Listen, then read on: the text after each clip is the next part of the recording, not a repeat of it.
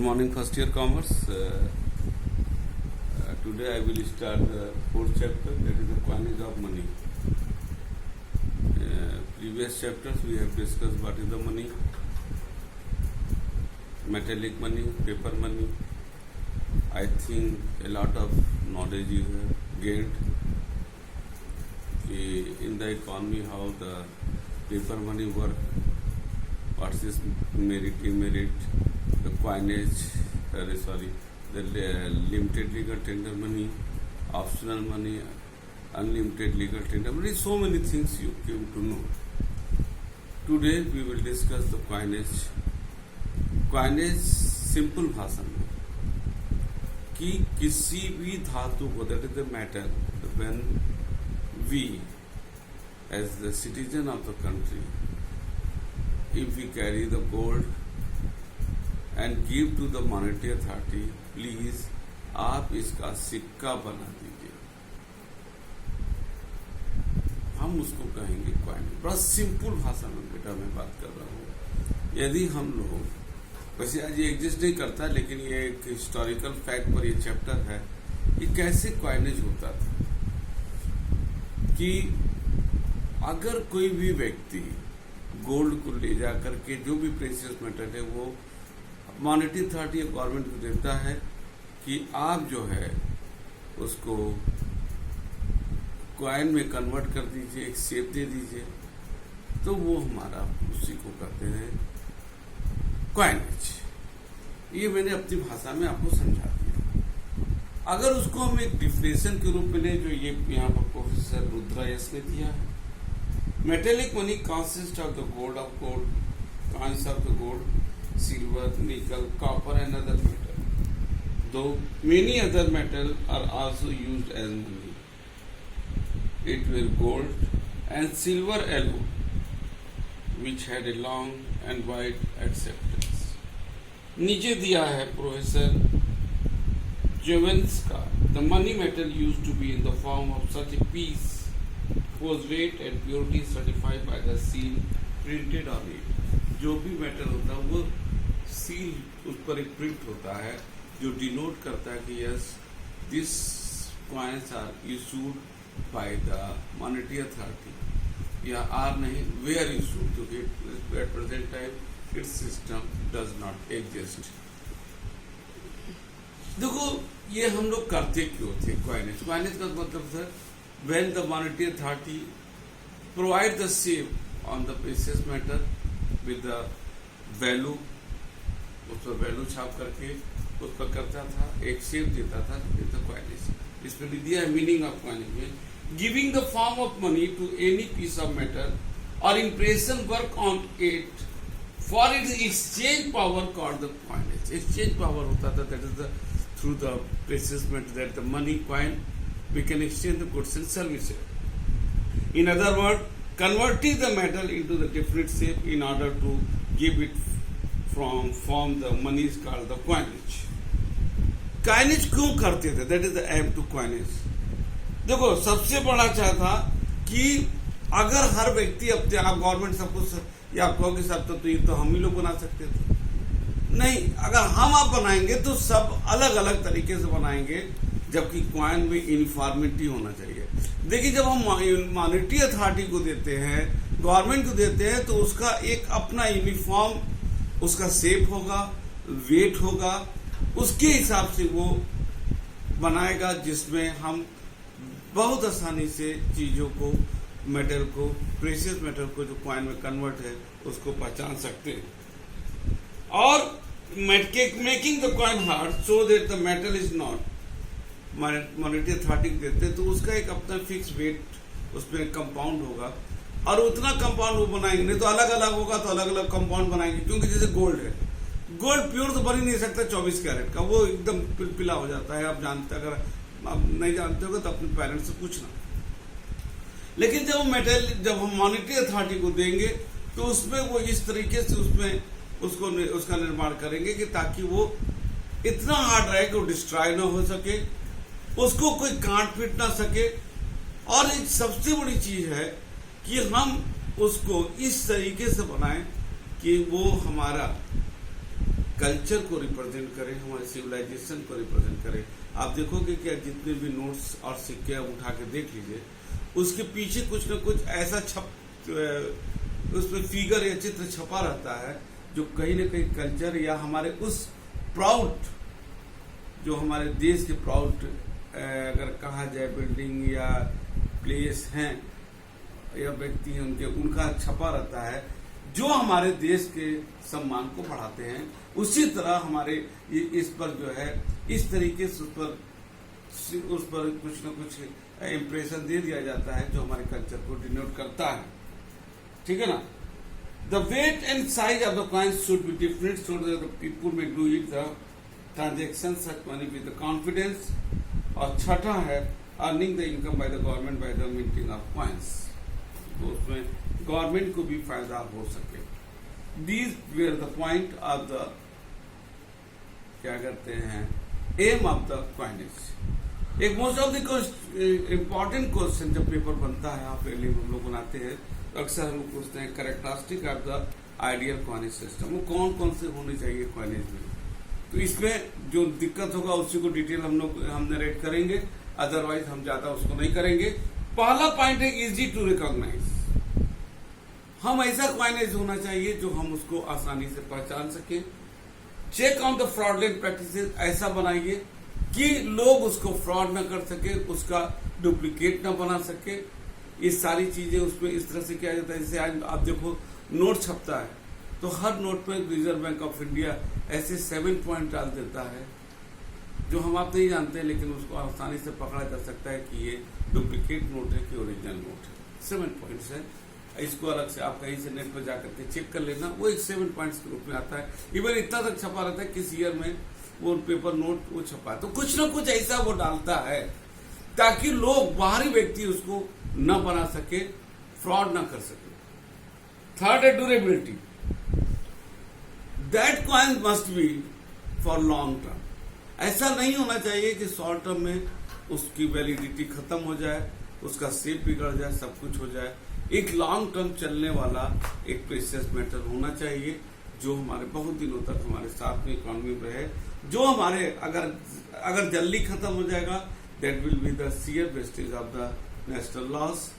We should avoid it, क्योंकि resources are limited और in that case if through this अगर durability उतनी नहीं है तो अगर हमारा जो पैसा है देश का वो बहुत ज्यादा नुकसान हो जाएगा बार बार सिक्का बनाने में।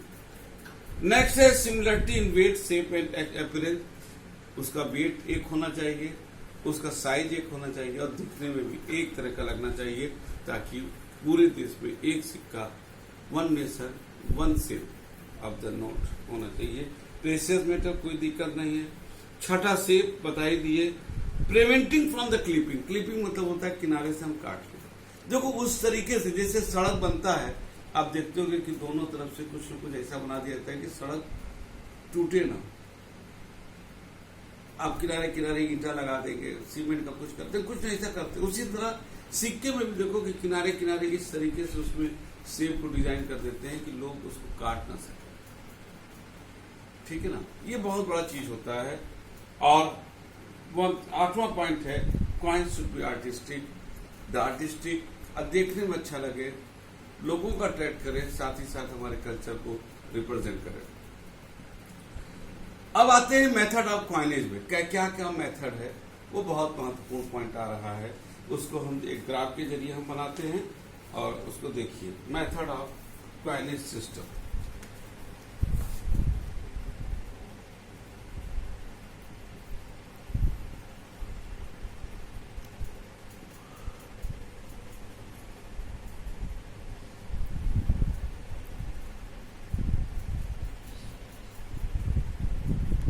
पहला है फ्री कॉइनेज,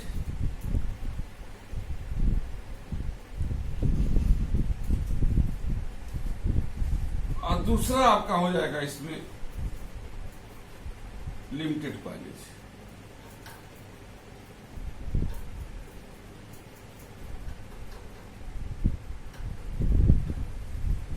फ्री कॉइनेज को भी हम बांटते हैं।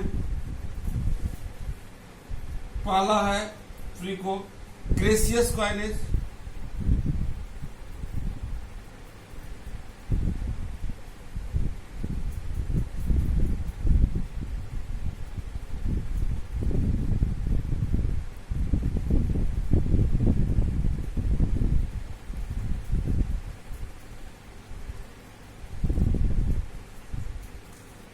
दूसरा है नॉन ग्रेसियस।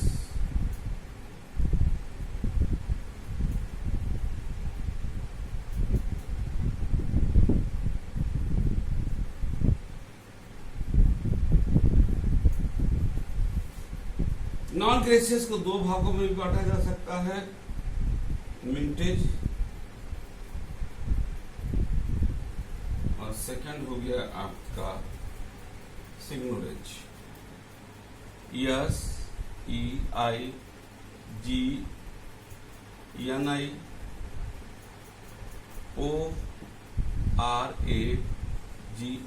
सिग्नोरेज।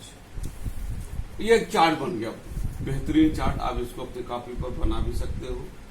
अब हम लोग पहले देखो फ्री कॉइनेज, जिसमें नाम से ही लग रहा फ्री, लेकिन फ्री में भी कुछ कंडीशन और शर्तें होती हैं, उसको हम लोग अलग अलग दिखाएंगे। ग्रेसियस का मतलब क्या होता है, उपहार दे देना या किसी को, अरे भैया बड़ा खुश होके चलिए। तो ग्रेसियस में जो है एकदम फ्री है, आप जाइए गवर्नमेंट के पास अपना गोल्ड लेकर के, जो भी लेकर के, वो आपको मना देगा, एक पैसा नहीं लेगा। That is the gracious coinage, ठीक है ना, फ्री ऑफ चार्ज, ठीक। और नॉन ग्रेसियस में कुछ लेंगे, माने ग्रेसियस में फ्री है, एकदम टोटली फ्री, और इसमें जो है नॉन ग्रेसियस में अगर हम लोग बात करें, something will be taken.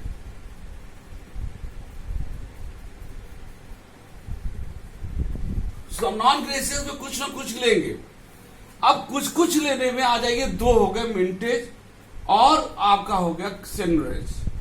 Mintage में क्या होता है, मिंटेज में अगर जो ले रहे हैं, जितना उनका मिंटेज में cost is equal to charge,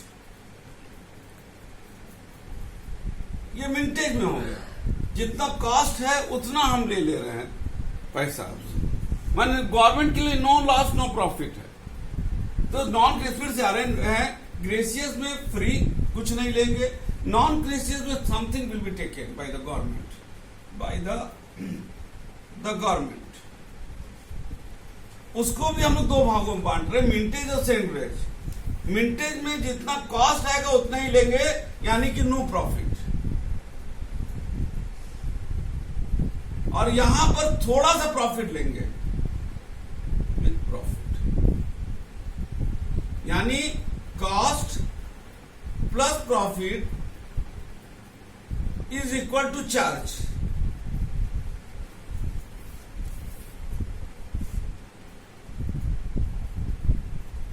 ठीक है, एक बार हम फिर से बोलेंगे बेटा।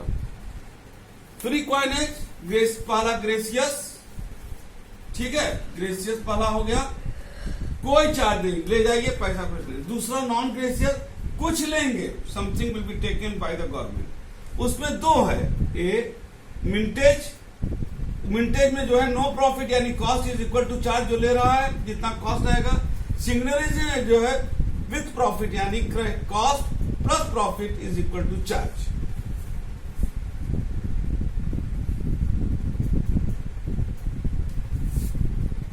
अब आता है लिमिटेड कॉइनेज।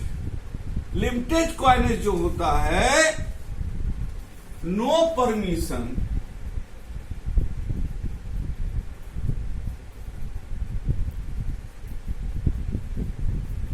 क्या no permission, two no permission, क्या किसका, क्या कहते हैं, नो परमिशन फॉर कॉइनेज, माने public are not allowed to bring the precious metal to convert the precious metal into the coin. That is the limited coinage. यानी जब public को इस बात का किसी भी प्रकार से कानून में अधिकार नहीं है कि वो प्रेशियस मेटल को ले जाए और वो गवर्नमेंट या मॉनेटरी अथॉरिटी को दे कि साहब इसको कन्वर्ट कर दीजिए, ऐसा कोई अधिकार नहीं मिलता है। उसको लिमिटेड कॉइनेज करते हैं। एट प्रेजेंट टाइम ये एग्जिस्ट करता है, एट प्रेजेंट टाइम एग्जिस्ट कर रहा है। क्या limited coinage? We are not permitted as the citizen of country to bring any metal to the government या to the Reserve Bank of India to convert into the coin. We are not having any permission. That is the limited coinage. At present, this system exists. I think ये आपको पूरा chart से ये पूरा clear हो रहा होगा कि ये क्या है, ठीक है ना। इसमें एक कॉइनेज और सिस्टम इन इंडिया है, ये पढ़ लीजिएगा। बहुत कुछ इसमें जो है आपको फैक्ट मिलेगा, यहाँ पर उसको यहाँ बताने की जरूरत नहीं है, ठीक है ना। यहां पर हम आते हैं, थोड़ा सा एक पैराग्राफ में आप देखिएगा, हम बोल रहे हैं, इसको ध्यान से बेटा देखना। The law relating to the coinage in India was consolidated amended in 96। This amended has provided the minting of 3 constituent, namely silver, nickel and bronze, ठीक है ना। फिर दूसरा पैराग्राफ है, इसको ध्यान से देखिएगा, इसको थोड़ा बोल दे रहे हैं। इन 1946 प्योर निकल रुपीज, प्योर निकल ₹0.5, प्योर निकल क्वार्टर। अब इसको हम इस पर पूरा डिटेल नहीं जाएंगे। निकल का जो है अब सब बंद हो चुका है, लेकिन बहुत पहले मुझे खुद याद है 1 पैसा, 2 पैसा, 5 पैसा, 10 पैसा, 20 पैसा, ये सब निकल के सिक्के चलते थे। इवन 2011 तक 25 पैसे का सिक्का भी चलता था। 2011 में रिजर्व बैंक ने 25 पैसे को सिक्के को इकोनॉमी से विड्रॉ कर लिया। ये पूरा था बेटा क्वाइनेज का आपका। हमारे ख्याल से ये आपको समझ में आ गया होगा। ये पूरा क्या है कि कैसे कैसे चलता था इस समय। Mostly all the thing which I have mention in this graph are the historical fact. At present time there is a limited coinage. हम समरी में बोल रहे हैं, conclusion, limited coinage. In this case we as the citizen of the country are not permitted to bring the precious metal before the government and monetary authority for the coinage purpose. It is the prime responsibility of the government and Reserve Bank of India to itself make the metal convert into the coins. It is not our duty. ये reserve bank करता है इस सारा काम, हम लोगों का काम नहीं है। हम लोगों को जो सिक्का मिलेगा हम उसको यूज करेंगे। एट प्रेजेंट टाइम अगर आपसे पूछेगा कौन सा सिस्टम आप करता है, आप आंसर दीजिएगा लिमिटेड क्वाइनेज। अब मेरे ख्याल से ये आज का क्लास हम यहाँ पर ओवर करते हैं। अगले क्लास में बहुत महत्वपूर्ण चीजें आने वाली हैं। What is the debasement of money and what is the devaluation of money, ये both are related with the present economy too. तो पहला जो है ये वाला जो था फर्स्ट लेक्चर, ये तो आपका उस पर हो गया एक हिस्टोरिकल फैक्ट। लेकिन जो हमारा सेकंड लेक्चर इस चैप्टर का आएगा वो प्रेजेंट इकोनॉमी से संबंधित होगा, जो आपकी जानकारी और कॉम्पिटिटिव पॉइंट ऑफ व्यू से बहुत महत्वपूर्ण होगा।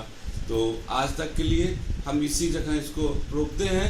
सेकंड क्लास के लिए आप तैयारी कीजिएगा, उसको पढ़ लीजिएगा। हाँ, जो नहीं समझ आएगा आप उसको क्लास में जब आएगा सैटरडे को पूछ लीजिएगा। तब तक के लिए विजय सर की तरफ से good day and good bye.